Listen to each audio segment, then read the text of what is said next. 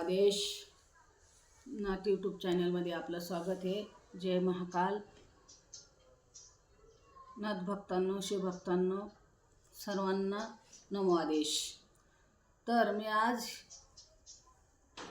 आजच्या व्हिडिओमध्ये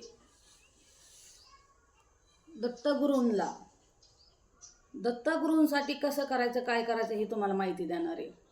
ज्याच्या घरामध्ये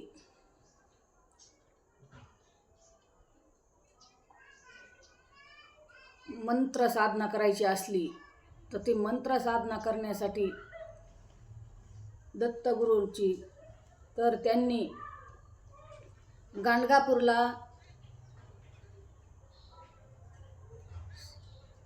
संगमवर बसून साधना केली तर फल भेटतं। कुणाला जर गिरनारला जाऊन करायची असली तर तिथं फळ भेटतं। कुणाला नरसोबाच्या वाडीला जर जाऊन करायची असली तिथं फळ भेटतं। तुम्हाला लयच जर जग कल्याण करायचंच असलं तर तुम्ही घरात साधना करू नका, जप अनुष्ठान घरात करू नका। हे नाथ भक्तांनो, गुरुदत्तांचा जर अनुग्रह घ्यायचा, अनुग्रह घेतल्यासरशी तुम्हाला किती 45 दिवसाची करायची का 21 दिवसाची करायची, किती दिवसाची करायची, तर तुम्ही घरात अजिबात अनुष्ठान करावू नका। तुम्हाला अनुष्ठान करायचं तर नरसोबाच्या वाडीला करा, तुम्हाला अनुष्ठान करायचं तर गाणगापूरला करा, तुम्हाला अनुष्ठान करायचं असलं गिरनारला करा, तुम्हाला जसं खर्चत बसन तसं करा। ती बी गुरुला संग घेऊन करा बरं का, असं नाही तुम्ही म्हणता मी एकटं जातो। गुरुला सानिध्यात घेऊन अनुष्ठान करा, ज्याला करायचं। ज्याला बी गुरु नाही त्यांनी गुरु करावा। जग कल्याणासाठी, जगासाठी लढावा, जगासाठी आपली ताकद लावावा। कारण ही कलियुग आहे, ही जगाला जर तुम्ही जगासाठी जर जग कल्याणासाठी जर तुम्ही जर लोकांना ताकद दिली चांगल्या मार्गाची तर तुम्हाला आशीर्वाद भेटन। गोरगरिबांना, दीनदुबळ्यांना, आंधळ्या पांगळ्याला दान धर्म करा, कोणाचं वाईट चितू नका, कोणाची निंदा करू नका, तर हे तुम्हाला फळ निश्चित भेटन। नाही तर तुम्ही कितीही मंत्र जप करा, मंत्र सिद्ध होत नाही। गुरुमुखी जो मंत्र येईल तो गुरुच्या मुखी सिद्ध झालेला असतो। गुरुला बी त्यांच्या गुरुकून आलेला असतो, त्यांच्या गुरुकून आलेला असतो, तो मंत्र सिद्ध झालेला असतो। गुरुच्या सानिध्यामध्ये राहून अनुष्ठान केलेलं एकदम उत्तम। अनुष्ठानला स्वतःच्या हाताने भोजन करून खायचं, अनुष्ठान करताना स्वतः कपडे धुवायचे, अनुष्ठान करताना खाली झोपायचं, दिवाणवर नाही, गादीवर नाही, काही नाही, त्याग करावा लागतो, व्यसनमुक्त राहावं लागतं, कांदा लसूणपासून दूर राहावं लागतं, संकल्प सोडायचा। तर दत्तगुरूचं ज्याला अनुष्ठान करायचं किंवा नाथाचं करायचं, महादेवाचं करायचं असलं तरी बी महादेवाचं करायचं म्हणजे शिवालयात जाऊन अनुष्ठान करायचं। संध्याकाळी दिवसभर नाही येतेच जातेत लोक, पण रात्रीला अनुष्ठान शिवालयामध्ये करायचं तर भगवान शंकर लगेच तात्काळ प्रसन्न होते।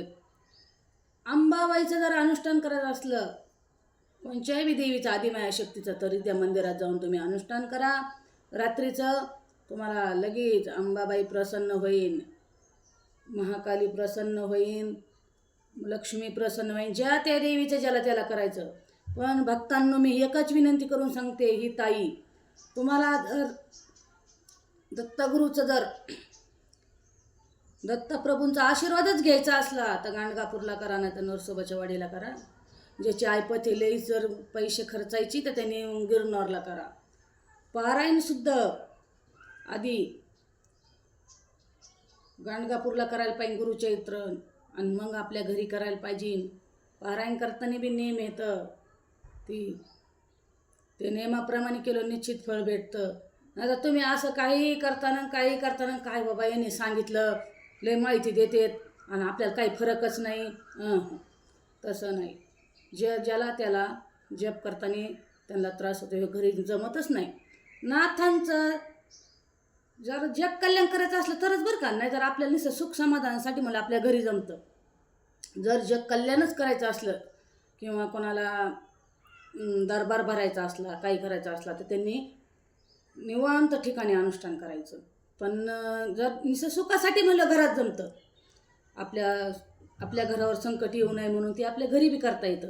जर ज्याला एखाद्याला जर जग कल्याणच करायचं असलं, दरबार लावून पेशंटचा उलगाडा करायचा असला, तर त्यांनी तीर्थाच्या ठिकाणी जाऊन मंत्रसिद्धी करायला लागती. मंत्रसिद्धी बी साबरी मंत्राचे 21,000 झाले पाहिजे. बीजमंत्र 5 लाखापर्यंत झाले पाहिजे.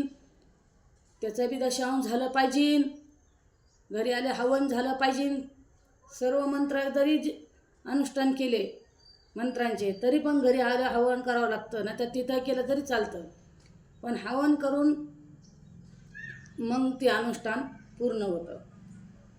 तर बीजमंत्र आहे ना, गायत्री मंत्र.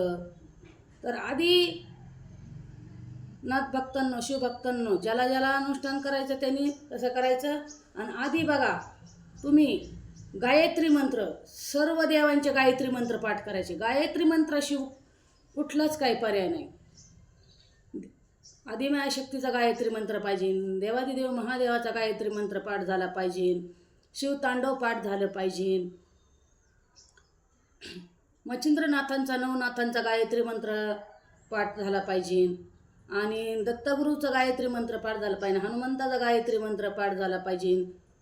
हे गायत्री मंत्र आधी पाया गायत्री मंत्राचा आहे. गायत्री मंत्र केल्यानंतर तुम्ही बीजमंत्र घ्या. बीजमंत्रानंतर तुम्हाला लईच फळ घ्यायचं. मग साबरी मंत्राची 11,000पासून 21,000पर्यंत ही संख्या आहे. आमच्या चॅनलला सबस्क्राईब करा, लाईक करा, शेअर करा. लाईक केल्याने ना तुम्ही घंटीचं बटन दाबा, आधी तुम्हाला चांगली माहिती देईन. आणि जर तुम्ही म्हणता हे माहिती देतात आम्ही करतो, आम्हाला काही फरक पडत नाही, आम्हाला काही सांगत आहेत, हे नुसते सांगत नाही मी दादांनो, मी शिवभक्तांनो, मी नाथभक्तांनो, मी सांगते कळकळीने. मी स्वतः एक बाई आहे. मी सुद्धा असंच बाहेर जाऊन आणि अनुष्ठान केलेलं आहे, म्हणून मी आज जगाचं पाहते. आणि मी खोटं सांगत नाही. मी हे नाथाच्या गादीवर आहे. तुम्हाला जर कल्याणच करायचं असलं स्वतःचं बी जगाचं बी, तर तुम्हाला घरात अनुष्ठान चालणार नाही. गुरुच्या सानिध्यामध्ये राहून अनुष्ठान करावं लागन. असं काही नाही आपल्या अंगामध्ये देवी यावा, कोणचा देव यावा मग आपण ती बघावा, तसं काही नाही. आपल्याला मंत्रावर एखाद्याला गुण आला पाहिजे. हे भस्म हातात घेऊन मंत्र टाकून एखाद्याला लावला त्याचं भूत बाधा पळाली पाहिजे, अशी पावर आणा भावांनो, बहिणींनो. ही मी सांगते ताई, एवढं माझं ऐका. अवधूत चिंतन श्री गुरुदेव दत्त अलख निरंजन आदेश.